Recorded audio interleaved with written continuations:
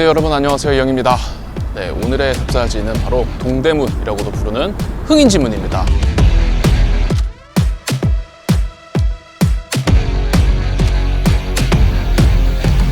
네, 과거 역사 속에는 주요 도시들별로 마을의 경계를 구분을 하고 또 마을 사람들을 보호하기 위한 군사적 목적인 차원에서 각 도시별로 성벽을 둘렀습니다. 그런 성벽을 읍성이라고 하는데요. 사실 군사적 목적으로 특화된 성은 주로 산에다가 세우죠. 그래서 산성이라고 하는데 그래서 평지에 세워지는 읍성은 사실 군사적 목적도 있기는 하지만 행정적 기능이 주된 목적이었다라고 보시면 되고, 그러니까 이 읍성 안에 있는 사람들은 어떤 생계를 살아가는 사람들이었다고 보시면 됩니다. 조선의 수도였던 한양에도 똑같이 읍성을 둘렀습니다. 그런데 이제 수도 한양의 경우는 수도이기 때문에 읍성이라고 부르지 않고 도읍 도자를 써서 도성이라고 하는데, 이게 바로 그 유명한 한양 도성입니다. 그런데 문이 있어야 이제 출입이 가능할 거잖아요. 그래서 보통 도성과 읍성에는 각 방위별로 4개의 문을 둡니다. 한양 도성의 경우에는 유교에서 강조하는 덕목인 인의예지 4글자 중 1글자씩을 따와서 이름을 지었는데, 그중 동대문은 인자를 따와서 흥인문 혹은 흥인지문이라고 정했죠. 많은 분들이 동대문이라는 명칭은 일제시대 때 만들어진 명칭이라고 알고 계시는데, 실제 조선시대 당시에도 동대문이라고 부르긴 했습니다. 하지만 공식 명칭은 흥인문, 흥인지문이 맞기는 맞고요. 그리고 동대문이라고 표현하는 것도 틀린 말은 아니라는 거.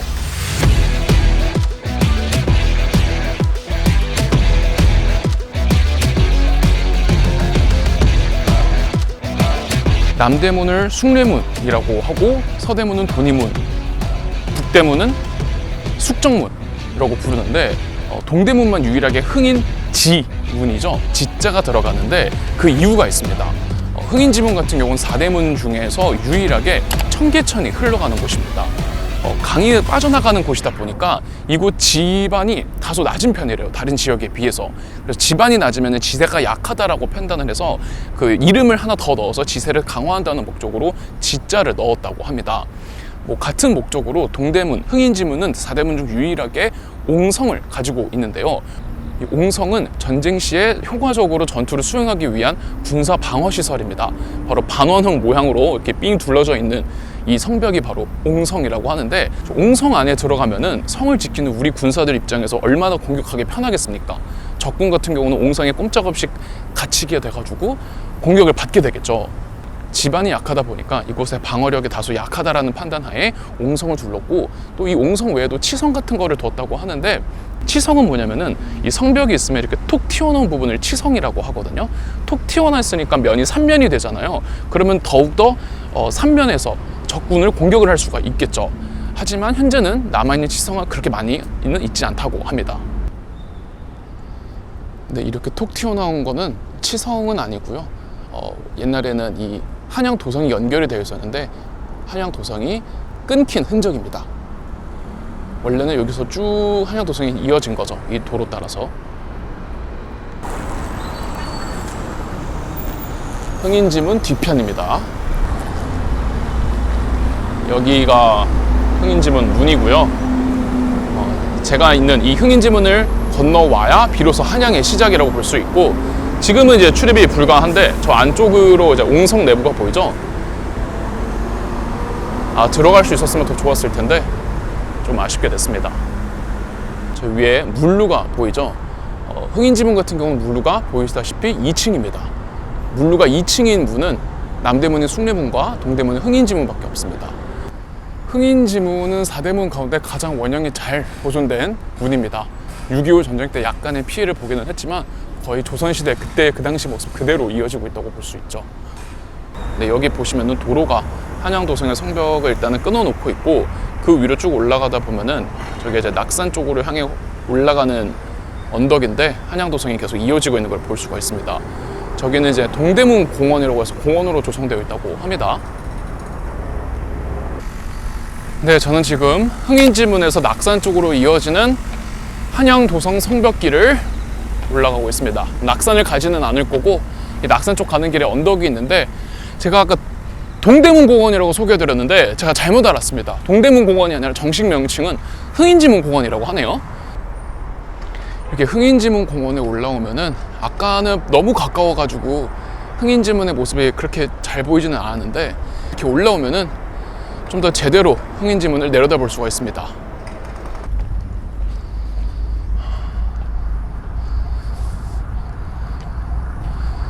흥인지문 공원을 항상 눈으로만 봤는데 지나가다가 이렇게 올라온 건 저도 처음입니다.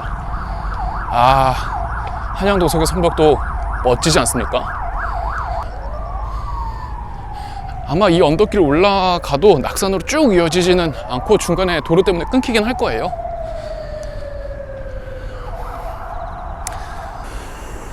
더 높이 올라오니까 흥인지문이 더 잘 보입니다.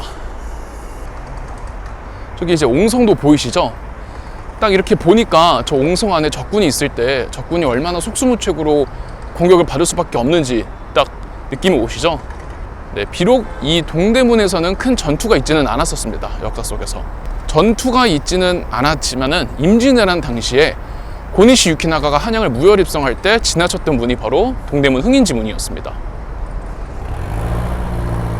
흥인지문은 다행히 숭례문처럼 일제강점기 때도 훼손되지 않았어요. 다만 일제강점기 때 도로 놓는다고 성벽을 끊어버렸죠. 원래 흥인지문도 없애버리려고 했는데 흥인지문은 아까 말씀드렸던 것처럼 임진왜란 당시에 이제 고니시 유키나가가 입성했던 문이라 그래가지고 그 상징성 때문에 남겨놨다고 합니다. 저 뭐 거의 다 올라온 것 같긴 한데 아까 낙산 쪽으로 쭉 이어지기는 해도 중간에 끊겨 있을 거라고 말씀을 드렸는데 이 길이 계속 있네? 아마 이 길 따라 쭉 가면은 낙산이 나올 것 같기도 합니다. 이대로 쭉 가면은 낙산으로 갈 수도 있을 것 같긴 한데 근데 저는 낙산까지는 가지 않도록 하겠습니다. 네, 흥인지문 공원에는 또 한양 도성박물관이라는 곳이 있다고 하는데 저기도 한번 구경을 한번 가보도록 할게요.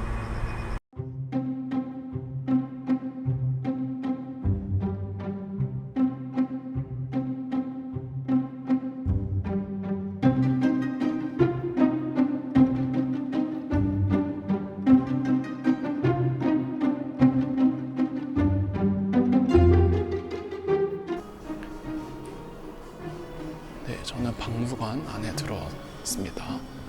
여기 서울 모형이 있네요. 우리가 지금 동대문이니까 이쪽입니다. 이쪽 동대문 보이시죠? 자, 이게 한양도성 윤곽선이 보이시죠? 한양도성의 건설. 도성은 그 위치, 규모, 형상, 격식 등을 통해 한 나라의 위상과 통치 이념을 드러내는 공간이자 구조물의 집적체이다.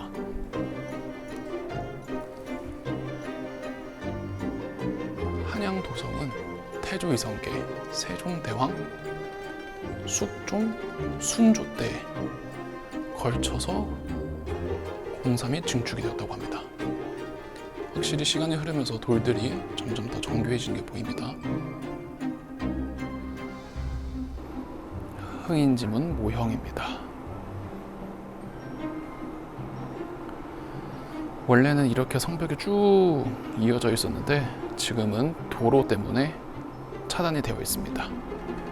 네, 옛날에는 여기에 전차가 다녔죠. 전차 때문에 일제가 성벽을 파괴한 것이었습니다. 보시면 이렇게 쭉 내려가다 보면 지금은 없지만 옛날에는 있었던 이 치성도 그대로 복원을 해놨네요. 그리고 여기가 수문입니다. 수문. 흥인지문은 4대문 중 유일하게 청계천이 흐르고 청계천이 나가는 곳이라고 말씀드렸죠. 이게 옛날의 흥인지문의 원형 모습입니다. 이게 바로 전차를 놓아야 돼서 한양도성의 성벽의 일부분 허물겠다라는 내용을 담은 관보라고 합니다. 네, 저는 박물관을 나왔고요. 이번에는 반대편에 있는 동대문 역사문화공원 쪽으로 가보도록 하겠습니다.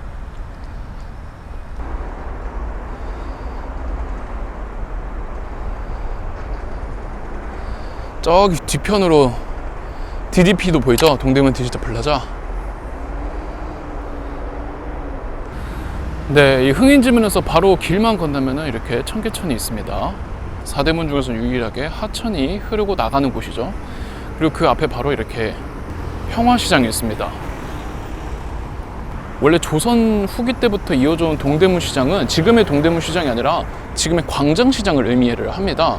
그런데 6.25 전쟁이 끝나고 북한의 피난민들이 이곳 청계천에 몰려들어서 생계 유지를 위해 옷을 판매했다고 합니다. 그 옷을 판매하는 무허가 판자촌들이 여기에 질비했다고 하는데 1963년에 위생과 미관상의 문제로 무허가 판자촌을 전부 헐고 의류 상인들을 한 군데다 다 모아버렸어요. 그게 바로 평화시장입니다. 그러다가 1970년에 동대문 종합시장이 생기고 1990년에는 10대와 20대를 겨냥한 바로 쿨제이 형이랑 용남이 형이 활동했던 곳이죠. 밀리오네가 생기면서 동대문은 우리 대한민국 의류시장의 메카가 되었던 거죠.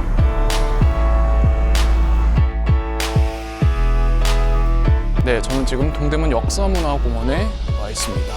여기 동대문 역사문화공원 쪽에 들어오면은 보이십니까? 지금은 청계천이 이쪽으로 흐르고 있지는 않지만 조선시대에서는 이 청계천이 빠져나가던 수문이었습니다. 아까 박물관에서도 봤죠. 네, 이쪽으로 이제 청계천이 흐르다 보니까 지반이 약한 거라고 하네요. 이렇게 옛날에 여기 다 성벽 같던 겁니다. 네, 저기 또 치성리도 보이죠?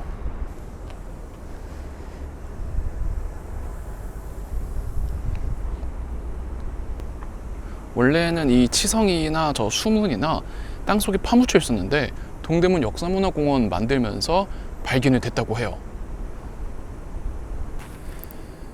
네, 이곳이 동대문 역사문화공원인데 여기는 언제 와도 복잡하네요. 진짜 많이 왔는데도 길이 익숙해지지가 않습니다. 네, 저기 바로 DDP가 보이시죠? 동대문 디지털 플라자. 많은 사람들이 동대문 역사문화공원이랑 DDP랑 같은 걸로 생각하시는데 두 개가 다른 겁니다. DDP, 그러니까 동대문 디지털 플라자는 동대문 역사문화공원 안에 있는 겁니다. 안에 있는 전시관입니다. 이라크 출신의 여성 최초로 프리츠커상을 받은 자하 하디드가 설계한 거죠. 근데 이거 동대문 역사문화공원은 원래 서울운동장에 있던 곳이죠. 서울운동장은 일제강점기였던 1926년에 경성운동장이라는 이름으로 처음 만들어졌다가 해방 후에는 서울운동장이라는 이름으로 계속 쓰였습니다. 근데 이곳에서 김구가 해방 이후에 귀국을 했을 때 임시정부 환영식을 가졌던 곳이기도 하고 김구 선생님이 돌아가셨을 때 김구의 장례식이 열렸던 곳이기도 합니다. 1980년대에 동대문 운동장이라는 이름으로 바뀌었고 88 올림픽 때 또 사용되었습니다. 주경기장으로. 그런데 워낙 이제 오래전에 만들어진 운동장이다 보니까 시설이 노후화되어서 철거를 하기로 했고 2000년대에 동대문 역사문화공원이라는 이름으로 재탄생을 했고 그때 이제 그 치성이라든지 수문이라든지 이런 게 발굴이 됐던 거죠. 그리고 2014년에 DDP, 자하 하디드가 설계했던 DDP가 공개가 되면서 지금에 이르고 있습니다.